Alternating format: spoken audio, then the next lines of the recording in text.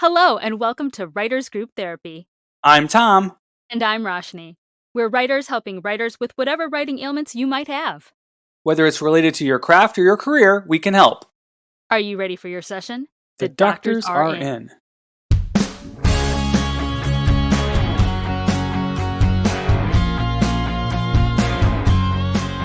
Wow, it has been a year, and the year's not even done yet. A year since we've been podcasting in quarantine, kind of. Well, I mean, we've been podcasting for a while, but I mean, I feel like even in the depths of lockdown, we've had a lot of stuff going on, you and I. Yeah, people talk about quote-unquote lockdown like nothing's going on, but we've interviewed so many people that are making movies, that are writing movies, that are, doing, the books and events and webinars and everything. It's been really actually pretty busy year. Surprisingly. Yeah. You gotta do something while you're at home.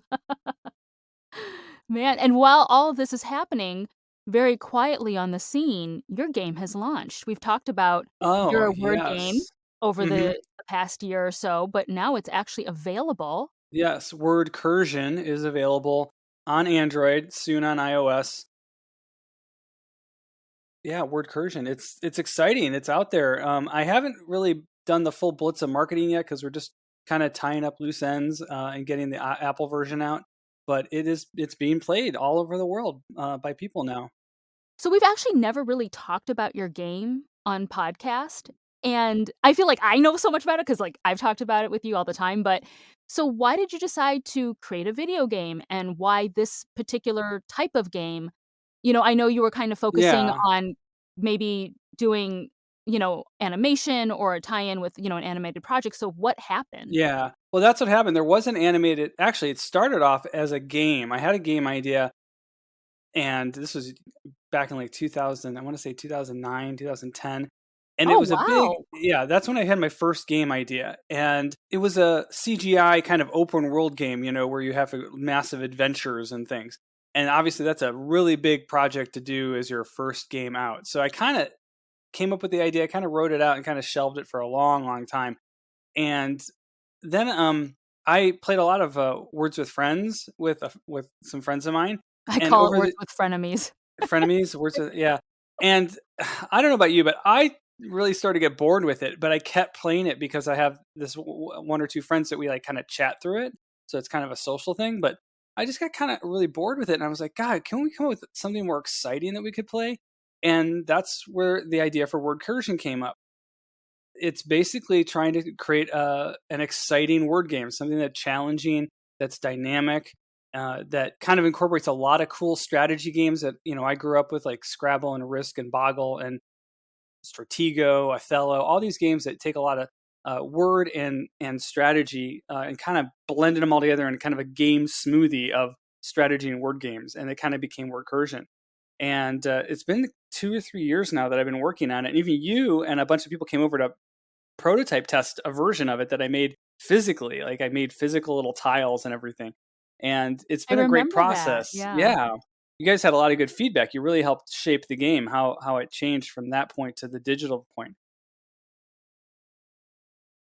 I wanted to create a game that I thought people would enjoy playing, that would be fun, that would be competitive, that wouldn't be the same, playing the same tiles over and over again, the same words. And so if I had to describe it it's a visual thing, I had to describe it on a podcast. Basically, it's a competitive head-to-head word find. So you have a grid of 10 by 10 that have blocks that have letters in them. And you can make words anywhere on the board, in any direction, in any length, up to, 3 letters and up. You have to at least 3 letters. And you want to take over the board. When you make a word, you take over blocks of territory. And you can actually take over territory. You can take your enemy's territory away. So you can kind of go back and forth. And it's very combative.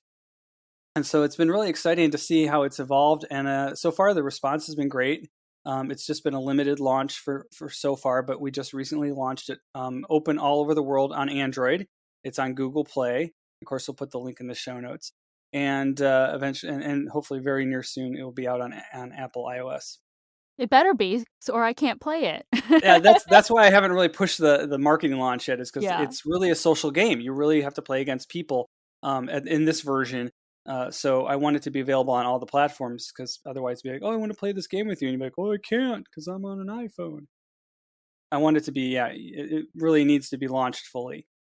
Eventually, I mean, this is just the first iteration of it. It's what I could accomplish with the resources I had, and the developers I was able to find to help me build it. But I have great, plans for it to create, multiple different game scenarios. I want to play, have time puzzles and, more power ups and things.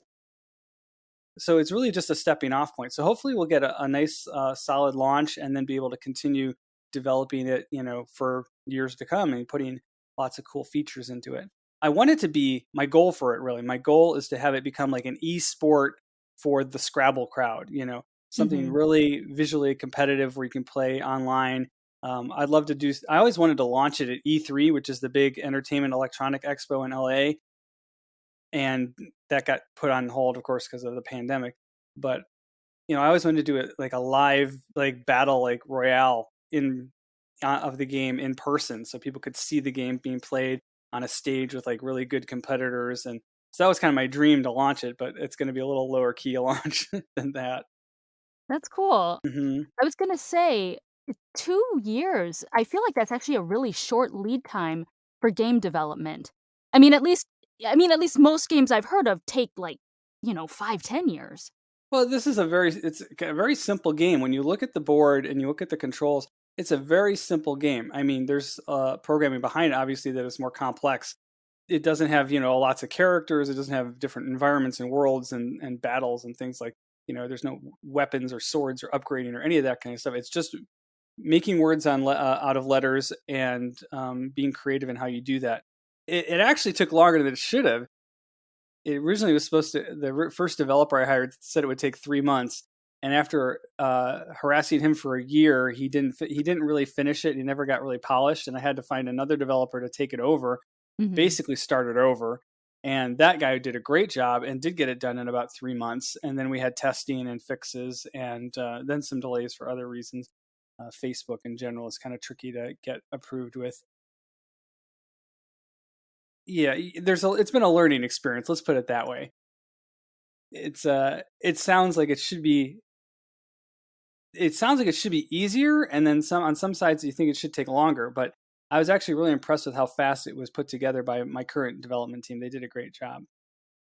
So, like, what exactly did you learn? I mean, obviously, be be wise in who you pick to work with, but I mean, as far as Yeah. developing a game, what what did you do right, and what would you have done differently now that you've done it? Well, yeah, that first problem was, not vetting the people I hired more thoroughly and getting recommendations from people I know in the business. And that's how I found my current team is I went through some people I knew I worked in the post-production sound business with a company that had a game division doing sound for games. And through that I was able to make connections in the game world and find the team I'm working with. So I would definitely say, yeah, do your research and on the people you're hiring is definitely super important. And then, of course, get everything in writing down to the spec of what you want developed to make sure that you're getting everything you're paying for. Because they'll kind of be like, well, we can't do that. That's too hard to do, even though they said they could do it at the beginning. And then the first development team realized, oh, well, that's too hard to do. I'm not going to do that. They also went off on tangents and said, well, we did this cool thing, even though I never asked for it. So you want to make Mhm. sure the resources are put into exactly what you're building, exactly what you're creating. We don't have a lot of money to spend on this, so you want to make sure all of it's being put in exactly where you want it. And my current team has been very good at that. They've been very focused. They've been very organized about listing out the things they're working on, using a project management tool, and checking things off as they go, and having me test things. And every time they would do a new build with new changes or improvements, then I would test it. Allowing extra time for testing was something else I learned. You really do need a lot of time for testing because every time you test, then you have to tweak. So then there's more time in development. So whatever your budget is, increase it your time and your time budget and your money budget. Increase them by like 50%. That would That's be like my any kind of production. yeah. Hmm. Yeah, but it's still exciting and it's still a fun process. And if you're not having fun, then it shouldn't. It's there's something wrong going on. Yeah. It's been really exciting and very fun to see it come together. And I've been playing it for months because I've been testing it with my beta testers and having a great time. And since it launched, we've been steadily getting new users, even though it's slow because we haven't been spending a lot of money on advertising.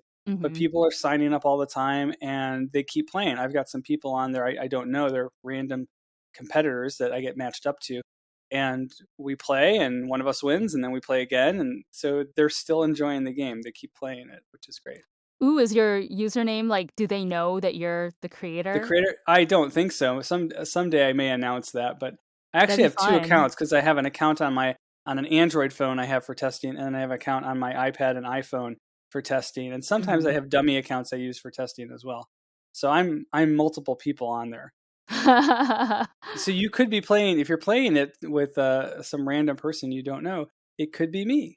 Does it show your location? Like, it says so and so from US or No, the profile is very basic at the moment. Mm, It's just your avatar and your and whatever username you pick. okay. I really want it to be very unintrusive. We don't collect a lot of data. It's free to play. I should mention that up front. It's free to play. We have ads that come up every few plays, but we got to pay the bills. And they're pretty you can actually, after a few seconds, you can kind of skip out of them. So it's not bad. I hate those. So I know how much people hate those ads, but you have to pay It's the a bills at some necessary point. evil, yeah. Yeah, and eventually, in a future version, hopefully not too far down the line, we were going to monetize it so that the people have the option to pay, $2 or $3 to get rid of the ads. So that'd be an option. I always like that when I really like a game. I like when I can say, "Fine, I'm going to keep playing this, but I don't want to see your ads anymore. I just want to play the game."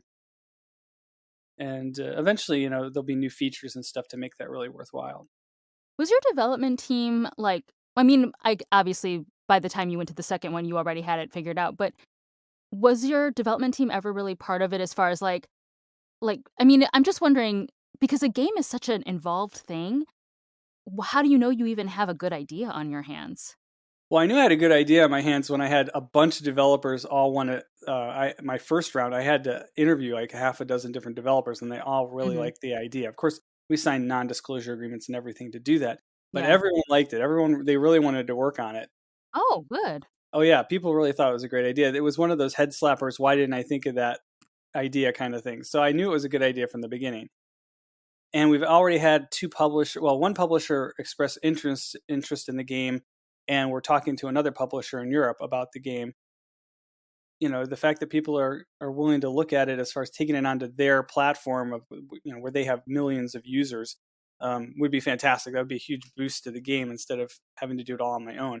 Yeah. Plus, publishers bring expertise to the table. They have if they have history, they have besides just having a base of users, they also have marketing and experience monetizing and how to build those systems and how to organize it and market it. Mhm. So yeah, so finding a publisher would be a big leap forward for the game. But if we do it on our own, that's fine too. That's awesome. That's awesome. It's been a really, really exciting process, and you've been with me through it all whole time, pretty much, kind of behind the scenes here. You've seen it happen, and it's been frustrating at times, but it's also been pretty exciting. It's really exciting to think that, I can't believe that was just 2 years ago when we had the board game night and, we were, turning over paper tiles to, try it out, and then, even the early builds and stuff like that, and, um, it's funny because I can't even remember how to play Words with Friends because 'cause it's been a long time, because I remember getting frustrated with it. I call it Words with Frenemies because I would walk away from the game and then, you're playing random people. They would be really pissed at me for not playing for, a day or 2. Oh, And yeah, some so people are, yeah. and I just after a while, I'm like, "I'm sorry, I have other things to do, I can't sorry I didn't do it within, 20 minutes," and I just got off the platform. So, I mean, I don't mind playing a game like that as long as everyone's friendly, but people weren't friendly with me, so Yeah, some of the feedback we've already had on it is nobody's playing fast enough. So eventually, we'd like to put in a timer or something like a championship mode where you have to play within 30 seconds or something, like really push it. Mhm, Yeah, I'm actually not as good as word games as you might think. I mean, I'm making one, but I do that because it challenges me, mhm. and I don't like the idea of a timer on me would be like crazy. Sometimes I take 5 minutes to find my next play because I'm really looking for the best word I can find. Wait a second though. How long does an actual game take? It can take a while, because it doesn't have a endpoint that's fixed. Like the goal is to get up to 51 blocks of territory, but because when you play a word on your enemy's territory, you can take them away. It can go back and forth. I've actually played, kind of quote unquote the last move with another player a dozen times before somebody finally gets over the finish line. Mhm. So it can take quite a few moves. Huh. That's my big project, and we've talked about your book. It's out there in the world. You're working on the audio version now too, right? So here's what's going on with Heir of Amber and Fire, which is book one in the Kingdom Legacy series. It came out in March. For some reason, I just like to launch projects in March. I don't know what it is, but because I launched Expat also in March of last year. Oh, hmm. You know what's funny is I did not realize with a book launch, because it's my first one, that you actually have to give a lot of time to a book launch. So around January-ish, I started contacting different podcasters, different bloggers, stuff like that. Like, hey, would you want to review my book? I got a few hits, sent out the book. And obviously, yeah, I get it. Like, it takes a while to read a manuscript.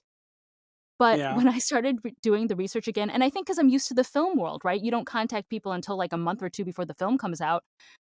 Why would you not do that with a book? But they have longer lead times, and so I probably should have started marketing way, way earlier because it's at least 4 to 6 months of a lead time before the launch for them to, like, read it and review it.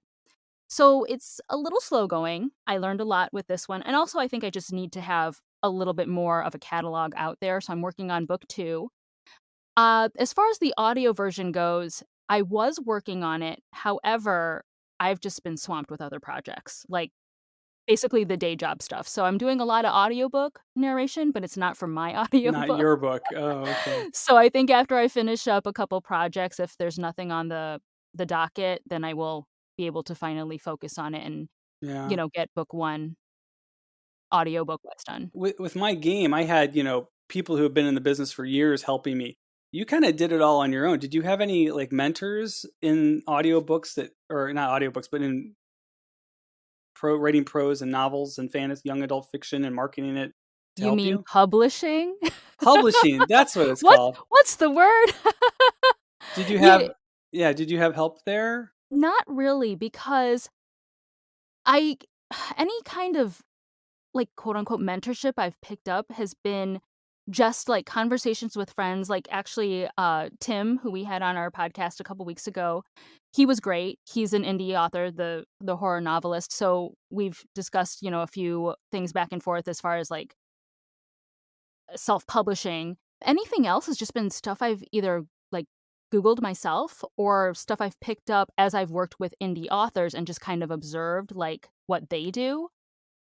But again, it's a lot of, so one thing they say with independent authors, it's kind of like being on YouTube or being on Instagram or something. You kind of need to have a big catalog before I mean, unless you're coming out of the gate, and everybody knows who you are because you already had a presence somewhere else. But for most people, the more stuff you have available, right? You don't go to a YouTube channel and you're like, "Oh, this creator only has 1 video." Okay. But when you see they have like 20 videos, you're like, "All right, okay, I'll watch everything." So, Talk about my mother's a writer, and she's working on her 6th book in a series, all independently published. So yeah, and mhm. even that is still hard. Yeah. Yeah, so a lot of it is just building up the catalog and stuff like that. So, I've learned a lot from this launch, which means once I do book 2, I'll have a better idea. How's Actually, that coming along? it's coming. I did not this is really funny. I meant to publish it by this summer. And I actually put at the end of book 1 in the ebook form, "Coming summer 2021." And Oh. I did not hit my deadlines because just other stuff, other projects, other people wanted to hire me. And then also the industry started I mean, it's been kind of quote unquote open, but it's been really reopening since like February, March when the vaccine rolled out. And it wasn't a trickle, it was like a floodgate opening. So I'm balancing other writing projects, I'm balancing audiobook narration, I'm balancing my own acting career and writing career. it's something had to give, and I don't have time, which is really sad. So I'm about maybe 30,000 words, and I wanna get up to at least, like, 60, 65, and that's first draft. So I was like, "Yeah, I'm not making deadlines." So I actually luckily, with ebooks, you can edit things, and so I took the coming summer Ah. 2021 off. With your first book, though, did you write that all during the pandemic, or did you start it before the pandemic? Heir of Amber and Fire, I actually wrote during the pandemic. I think I started it, I wanna say, like, May-ish, April, May-ish, and then Okay, I wanna I'm trying to remember when I gave you the first draft to look at. Was it can't in the remember. summer? Yeah, I It's all mean, blurred together. it's one big year. Um, but yeah, I did write that all during the pandemic, and I had the Oh, time because nothing was yeah. happening, you And now know? it's like you've got this author thing going, and suddenly everything else is coming back. So yeah, so you're Oh, yeah, you're really having to juggle now. it's a lot of stuff. I don't mind it. I'm glad for the work. Like, honestly, I have to say, as far as the pandemic and lockdown went, we were really lucky. We were so, so lucky. Like, I'm not complaining in that respect, but, like, it is a lot to balance because I'd never had to balance all this before. So, I Yeah. don't know. If anyone has time management skills, please let me know. Any tips? So when are you gonna write the screenplay for the movie version? I was thinking, like, it could be a good audio drama. Oh, another podcast. Why not? I mean, the only thing with fantasy is, think of how much you're spending in production to make a fantasy look good on screen. Oh yeah, definitely a bigger budget. Yeah, but you could, you know, make it a podcast, easy peasy. That's probably gonna be down the line, honestly. There's just too many other things taking my attention right now. So, which makes me sad, which I was really hoping to meet that deadline, but I'm learning to be gracious with myself also and say, "Okay, if I can't make that, it's okay to kind of fudge things a Yeah. little bit, you know?" Yeah, there were all of those kind of pandemic resolutions like, well, since I've got this time, I'm going to do this, this, and this. And then we didn't Mhm. do that, or we did some of it. And now that, the light at the end of the tunnel is here and we're going to have to go back to our full time schedules and what have you, then we'll have that quote unquote excuse to not do stuff, Yeah. which it's kind of like, oh, now I can use that as an excuse. If you're going to write, you got to keep writing.